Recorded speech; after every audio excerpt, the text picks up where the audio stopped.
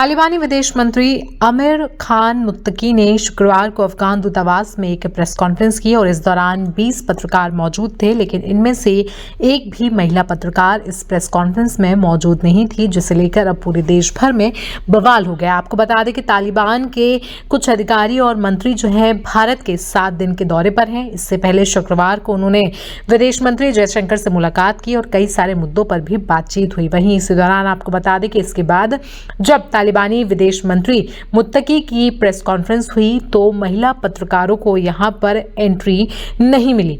Media reports के मुताबिक मुत्तकी के साथ आए तालिबानी अधिकारियों ने ही ये तय किया था कि प्रेस कॉन्फ्रेंस में कौन शामिल होगा, कौन नहीं।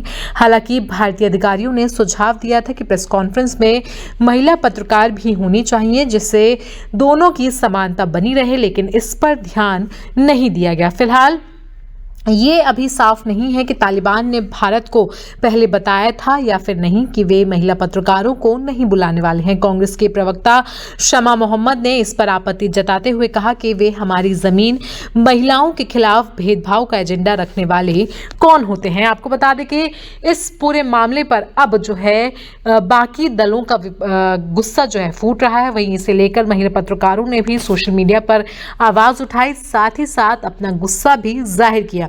बता दें कि आमिर खान मुत्तकी ने प्रेस कॉन्फ्रेंस के दौरान कहा कि बगराम एयरबेस किसी को नहीं देंगे। उन्होंने ये भी कहा कि अफगानिस्तान अपनी ज़मीन का इस्तेमाल किसी देश के खिलाफ नहीं होने देगा।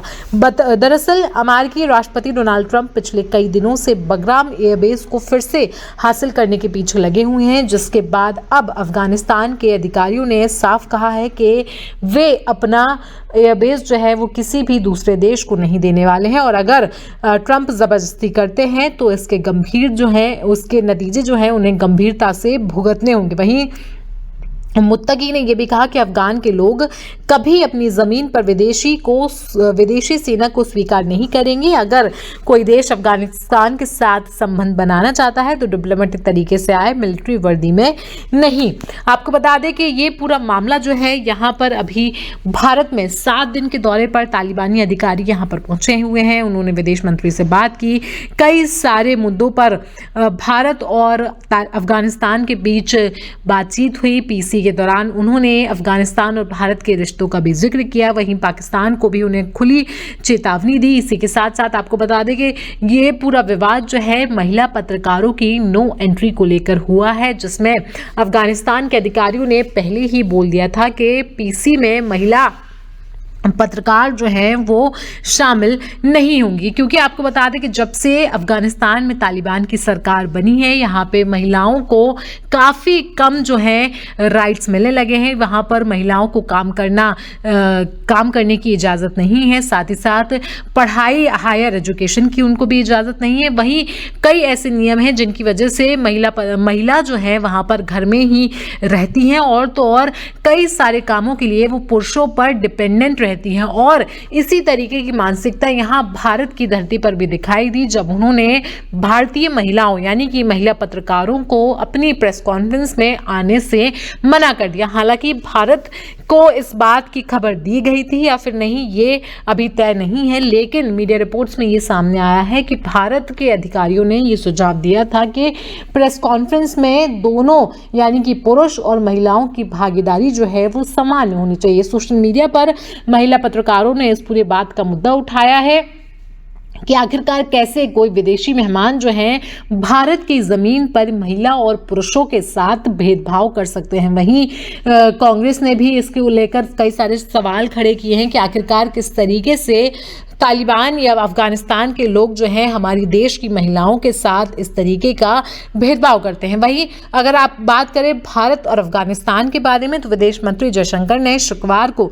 तालिबान सरकार के विदेश मंत्री आमिर खान मुत्तकी से द्विपक्षीय वार्ता की और इस दौरान उन्होंने बताया कि भारत में दूतावास, अफगानिस्तान का दूतावास जो है शुरू करने की बात दोनों देशों के बीच चल रही है। उन्होंने कहा कि भारत काबुल में अपने तकनीकी मिशन का दूतावास को बदलेगा था। वहीं 2021 में तालिबान के सत्ता में आने के बाद भारत ने दूतावास बंद कर दिया था, लेकिन 1 साल बाद व्यापार, चिकित्सा सहायता और मानवीय सहायता की सुविधा के लिए एक छोटा मिशन खोला था। वहीं मुत्तकी ने गुरुवार को 1 हफ्ते की यात्रा पर वो दिल्ली पहुंचे और अगस्त 2021 में अफगानिस्तान में तालिबान के सत्ता में आने के बाद काबुल से दिल्ली तक ये पहली मंत्री स्तर की यात्रा है। आपको बता दें कि भारत और तालिबान के बीच 6 हेल्थ प्रोजेक्ट्स पर समझौता हुआ है, जिनमें काबुल में थैलेसीमिया सेंटर बनाया जाएगा। इसके अलावा काबुल के Indira Gandhi institute diagnostic centre और नया हीटिंग सिस्टम लगेगा। वहीं काबुल के बगरामी जिले में 30 बेड का अस्पताल बनेगा। काबुल में कैंसर सेंटर भी बनाया जाएगा। काबुल में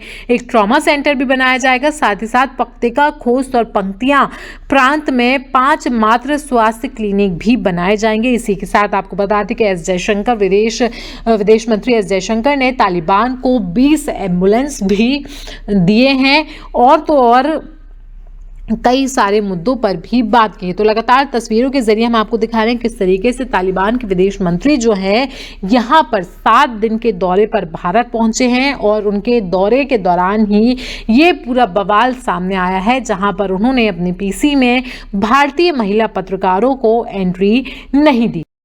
तो अफगानिस्तान के विदेश मंत्री देश का दौरा करने आए हैं।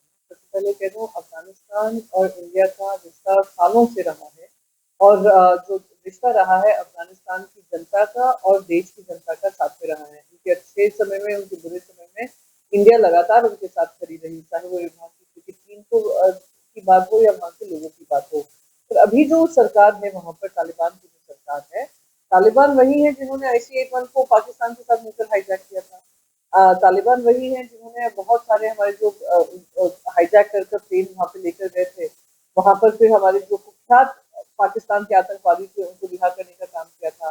वही तालिबान है जो महिलाओं को अपने घरों से निकलने नहीं दे रहे हैं, पढ़ाई करने नहीं दे रहे हैं। तो क्या हमारी देश की सरकार उनको ऑफिशियल स्टेटस देने के साथ साथ क्या उनसे ये भी कहेगी कि हमारी जो देश है हमें हमेशा लोगों को एकत्र रखने का, सबको सम्मान देने का, सबको एकजुट लेकर चलने का, महिलाओं को उनका सम्मान देने का काम किया है? क्या हम वहाँ की सरकार को किसी तरीके का दबाव डाल सकते हैं कि डेमोक्रेसी और संविधान के चलते हुए हर महिला की इज्जत उतनी ही होनी चाहिए जितना पुरुषों की होती है?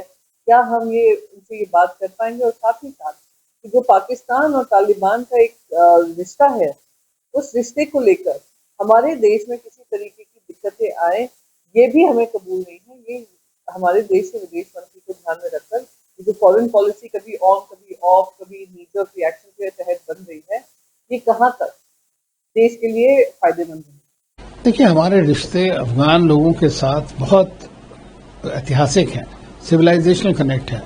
हमेशा से हम लोग सुनते आए हैं काबुली वाला और ये सब बहुत पुराने दोनों के बीच में एक तरह का आत्मीयता है, P2P कनेक्ट बहुत स्ट्रांग है दोनों देशों के बीच में। तो और भारत एक ऐसा देश है जिसने हमेशा अफगान लोगों का भला चाहा है और उनको हमेशा से मदद की है कि किस तरह उनका देश आगे बढ़े, कैसे स्ट्रांग इंफ्रास्ट्रक्चर डेवलपमेंट हो। जब अमेरिकन भी थे वहाँ पर, उस वक्त भी भारत ने $3 बिलियन से ज़्यादा बड़े बड़े प्रोजेक्ट्स वहाँ पर, कैपेसिटी बिल्डिंग वहाँ पर की, उनकी क्रिकेट टीम तक खड़ी करी। तो देखिए, हर तरह की चीज़ों में भारत ने उनकी मदद करने की कोशिश करी है और यही बात तालिबान पहचानता है कि देश दुनिया में एक ही देश है जो सेल्फलेसली और नेबरहुड फर्स्ट पॉलिसी के तहत उनकी मदद कर रहा है। तो इसीलिए जो ये मीटिंग अभी फॉरेन मिनिस्टर अफगानिस्तान के, तालिबान के और हमारे डॉक्टर जयशंकर के बीच में हुई है, वो एक महत्वपूर्ण कदम है। रूस से, वो अमेरिका से या नाटो से पूछ सकता है। भारत के साथ हमारे रिश्ते और सही दिशा में बढ़ रहा है। पड़ोस का देश पाकिस्तान हमें अस्थिर करना चाहता है। ये जो पूरा डेवलपमेंट है और भारत के साथ अफगानिस्तान का बढ़ता रिश्ता है, इसको आप कैसे देखते हैं? अच्छी बात है। देखिए, भारत की तो कोशिश यही होनी चाहिए कि हमारे जितने भी पड़ोसी देश हैं उनके साथ हमारा रिश्ता, हमारा संबंध मजबूत हो। वैसे ही हमारे चारों तरफ जिस तरह की घटनाएं हो रही हैं वो चिंताजनक है। तो इसलिए विशेष रूप से हम लोगों को इस पर ध्यान देना चाहिए, हमारे विदेश मंत्रालय को, और सक्रिय रूप से काम करने की आवश्यकता है। बहुत सारे मौके पर हम लोगों ने देखा कि हमारी विदेश नीति सही साबित नहीं हो रही है अब अमेरिका का ही ले लें अगर टैरिफ को लेकर, तो हमारी सारी मेहनत और प्रधानमंत्री की 9-10 यात्रा एक तरह से फेल हो गई।